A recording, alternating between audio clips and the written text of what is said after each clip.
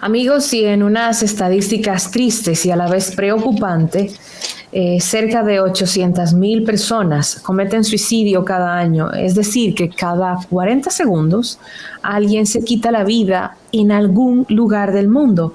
Esto según los datos de la Organización Mundial de la Salud. Tras estas cifras se esconde una realidad todavía más alarmante. La Organización Mundial de la Salud ha declarado que prevenir el suicidio es imperativo a nivel global.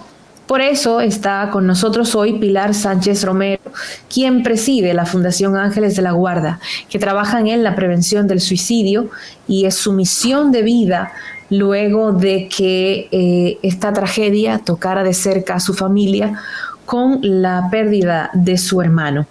Bienvenida, Pilar, es un placer recibirte en Esto No Tiene Nombre. Muchísimas gracias, a Dios las gracias por permitirme estar con ustedes y a ustedes por permitirlo. Pilar, ¿por qué muchas personas recurren, bueno, para empezar con la génesis, ¿por qué el suicidio es un tabú? Debido a muchos factores. Fíjate, lamentablemente en estos tiempos de tanta tecnología como los que estamos viviendo, son uno de los temas que prefieren taparse porque significa mucha vergüenza para las familias que sobreviven a este suicidio. Y esto viene dado por múltiples causas. La primera de ellas es el sentimiento de culpa, de yo no haber podido observar, darme cuenta de que esa persona estaba pasando por esto, o también culpar a la persona que lo hizo, enojarse con esa persona y tratar de evitar el tema porque no comprenden a profundidad qué razón motivó a esta persona a cometer suicidio, por qué no se acercó. Esto entonces deja como en evidencia la falta de comunicación que había en la familia, la falta de preocupación del uno por el otro, la falta de conexión, y muchas veces se da que prefieren hasta ocultarlo. Hay muchos suicidios que no salen en los medios y que las familias evitan conversar acerca de este tema. Una pregunta, y primero reconocerle su aporte social en este andar por la vida y los medios, hablando de un tema que resulta difícil de por sí. Y segundo, un poco más difícil cuando viene de una experiencia familiar. Le hago esta introducción porque le quiero preguntar algo que para mí siempre ha sido: vengo de un país donde las personas, por ejemplo, que se quitaban la vida, se suicidaban, no eran bien valoradas. Y hablo, por ejemplo, para ponerlo llano, algunos funcionarios, recuerdo, por poner un caso, un expresidente cubano, Osvaldo Dorticós, que terminó quitándose la vida de un disparo. Había toda una explicación. Había fallecido recientemente su esposa, con la que había convivido cerca de 60 años, y él padecía de una enfermedad también terminal que le había agotado física y mentalmente, etcétera, etcétera, y terminó quitándose la vida. Normalmente los altos funcionarios en Cuba, cuando morían, se velaban en la base al monumento de José Martí en la Plaza de la Revolución, porque tenía una connotación especial, etcétera. Los que morían de esta otra forma, porque decidían quitarse la vida, no iban a la Plaza de la Revolución. Y un día le pregunté a una persona de protocolo y decía, bueno, porque se considera un acto de debilidad, porque no se considera en el ser humano un acto de valentía quitarse la vida. Y eso me llevó a ciertas reflexiones. Quiero escuchar primero la suya para después participarle de la mía. Bueno, de hecho yo agregaría que en nuestro país, y no sé si en otras partes del mundo también, las personas que se suicidan, no gozan del privilegio de que sean llevados al camposanto. Ajá. Son sepultados en otro lado, en algunos territorios de nuestro país. Espera, esa parte no lo sabía. Sí. Yo te puedo contar, y me voy a desviar un poquito del tema. Parece justo. Mira, Alba, cuando mi hermano se suicidó, yo recuerdo que no lo querían llevar al Camposanto. Una cosa increíble. De hecho, no querían hacer los 9 rezos que siempre tradicionalmente se ha llevado a través de generaciones. Y decían, cuando a mí me comentaron eso, yo dije, no, pero es que esto no va a ser. Si eso lo hacían aquí conmigo, esto se va a terminar. Claro que él debe ser sepultado en el Camposanto. Y yo no sé en cuáles países más se lleva este tipo de cultura, pero yo tuve también que hacer frente a eso, a ese tabú aquí en este país, porque lo consideran que va contra la religión, que va contra Dios, que Dios aborrece el suicidio. Y por eso, de hecho, no lo llevan a una iglesia. Hay muchas personas que mueren y, bueno, lo llevan como a una misa presente, dependiendo de la congregación, que sea el familiar o el difunto. Y tampoco eso lo querían hacer en mi caso. Uh-huh. Y me imagino que otras familias quizás se están identificando conmigo también. Pero es que yo pienso que eso es terrible. Es terrible, porque de hecho es incluso contrario a los mismos preceptos religiosos. Se supone que una persona que comete suicidio está en un estado mental de tanto dolor emocional que lo que busca es silenciarse. Sí. Y una persona que está atravesando por un dolor, lo que necesita es consuelo, y ni hablar de su familia. Pero lamentablemente, Alba, no lo ven así, lo ven, como mencionaba Cavada, como un acto de debilidad. De hecho, la campaña que nosotros cobardía. estamos... En Cuba, por ejemplo... Cobardía. Yo te digo mi opinión, y escúchame que te interrumpa.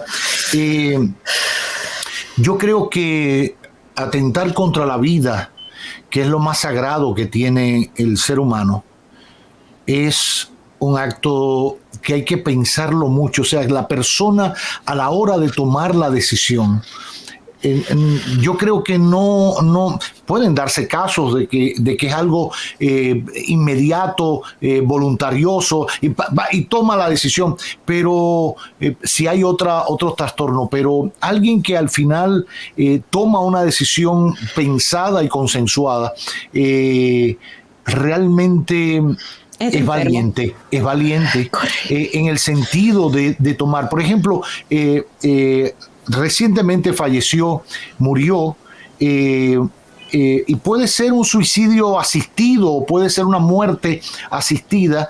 Un importante periodista cubano, recuerdo que cuando vivía en Miami y cuando se fue a vivir a España, un vecino le dijo, qué bueno que te vas a vivir a España.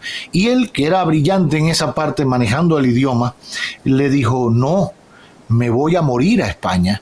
Y fue con su familia. Él tenía una enfermedad que le iba paralizando su cuerpo, etcétera, ya descubierta de adulto, y decidió que le practicaran la eutanasia o con una muerte asistida. Una persona que toma esa decisión para no crearle más problemas a la familia, para no sufrir más, yo creo que no es fácil. O sea, y eso hace menos a Carlos Alberto Montaner. Estoy hablando de Carlos Alberto Montaner. En esa parte, yo creo que no. Podemos cuestionar otras cosas. Yo tenía otras diferencias con él y las hablé con él en su momento, pero tomar esa decisión, planificar y organizar sus últimos momentos de vida, mudarse de Estados Unidos porque allí no es aceptado, al menos en el estado de la Florida, irse a España, que sí lo aceptaban y él era ciudadano español, platicárselo a su familia, llegar a ese consenso con su familia y accionar en eso. Eso me parece de una valentía tremenda cuando se trata de lo más sagrado que uno tiene. Claro, que lo más sagrado que tiene, que es la vida. Mira, las personas, y quiero que todos los que están sintonizando el espacio en este momento se lleven, las personas que piensan en la muerte como salida a la situación que están viviendo, están sufriendo, están enfermas. son personas que no tienen la capacidad de reponerse ante cualquier evento, como lo puede hacer Cavada, como lo puede hacer Miralba, como lo puede hacer cualquiera. Su cerebro está enfermo. De ahí que se hace inminente que observemos el comportamiento de las personas que nos rodean, sobre todo aquellas que tienen ciertos patrones de cambio, que tienen diagnóstico de algún tipo de enfermedad, un cáncer, una depresión, una bipolaridad, una esquizofrenia. Cuando empiezan a comportarse de manera distinta como lo hacían antes, es ahí donde debemos intervenir. Luego que la persona tiene un plan, tiene una estructura de cómo desea morir, lo va a lograr, lo va a hacer y lo va a lograr por encima de cualquiera. El suicidio debe prevenirse e intervenirse en el proceso, o sea, cuando él dice me voy de viaje, cuando él habla con la familia, cuando empieza a despedirse, no después, porque es tarde. Pilar, ¿esto se puede detectar en qué porcentaje de los casos? Porque, por ejemplo, siempre se ha dicho que la depresión va precedida de momentos de alegría. Tú ves personas que están alegres. Ese es un tipo de depresión.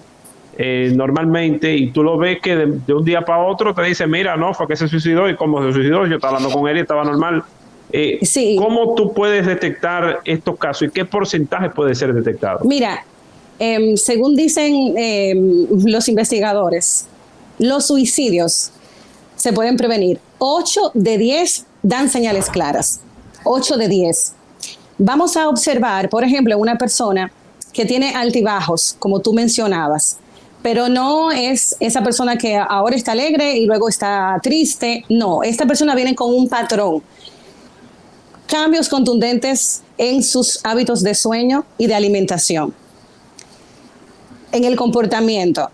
Son personas que se aíslan, son personas que les cuesta pararse de la cama de verdad, o sea, es una lucha bajarse de la cama. Y sobre todo, realizar las actividades cotidianas que realizaba con tanto esmero y con tanto amor en el pasado. Le cuesta ir a la universidad, le cuesta ir a su lugar de trabajo, empiezan a faltar, ya no se reúnen con los amigos, no socializan, lloran con frecuencia sin razones aparentes, se irritan por cualquier cosa o se aíslan. Entonces, si sumamos todo esto y alguien cercano a ti, tú dices, espérate, de estas 4 tiene 3, déjame acercarme.